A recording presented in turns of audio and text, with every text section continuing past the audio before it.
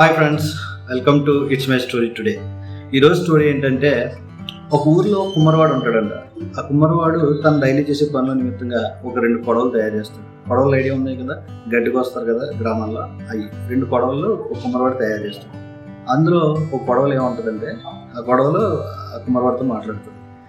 బాబాయ్, నువ్వు నన్ను తయారు చేసావు కదా మా ఇద్దరిని, సో నన్ను ఇక్కడే ఉంచేయకుండా ఎవరైనా రైతు వస్తే రైతుకి ఇచ్చి పంపించు, సో నేను ఆ రైతుకు ఉపయోగపడతానని చెప్పేసి అందులో గొడవలు అంటారు.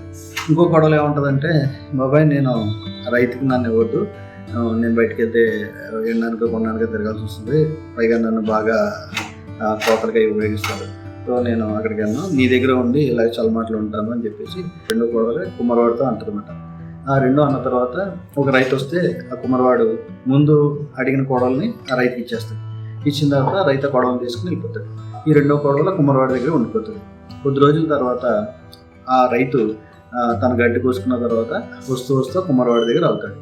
ఆగి తను ఇచ్చిన కొడవల్ని ఆ రైతు ఆ కుమ్మరివాడికి చూపిస్తాడు. చూపించినప్పుడు ఆ రైతు వాడిన కొడవలు దగ్గర మెరిసిపోతూ వెరీ షైనింగ్గా చాలా అద్భుతంగా ఉంటుంది.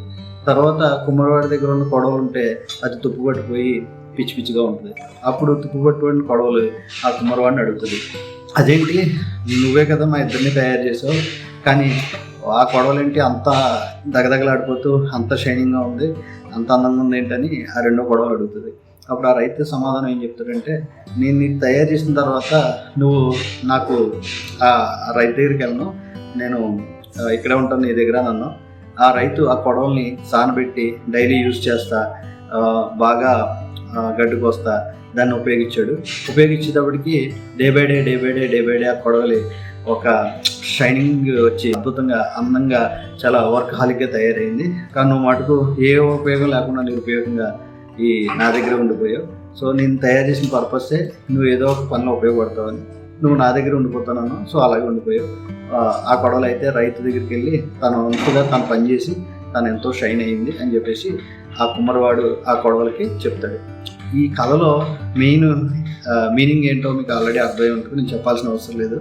ఇందులో విషయం ఏంటంటే, మనలో ఎంత నేర్చుకున్న నైపుణ్యం ఉన్నా దాన్ని ఎగ్జిక్యూట్ చేయకపోతే మటుకు నిరుపయోగంగా ఉండిపోతుందని ఆ 2 గొడవల రూపంలో మనకు కనిపిస్తుంది.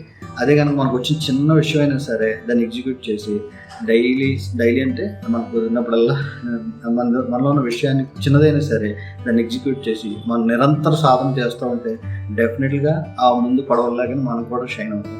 చాలామంది ఈ రోజుల్లో ఏంటంటే, నేను అనుకున్న జాబే రావట్లేదు, నేను అనుకున్న పనే అవ్వట్లేదు అని చెప్పేసి ఒక చోట స్టక్ అయిపోవటం వల్ల వాళ్ళు షైన్ అవ్వకుండా అలాగ మందంగా ఇంట్లోనే ఉండిపోతారు. అలా ఏం కాకుండా మనకు వచ్చిన ఆపర్చునిటీ ఏదైనా సరే దాన్ని చేసుకుంటూ వెళ్ళిపోయామనుకో డెఫినెట్గా మనం కూడా షైన్ అవుతాం. ఇది ఈరోజు టుడేస్ ఇట్స్ మై స్టోరీలో topic. Thank you so much. Please subscribe and support me. Thank you so much.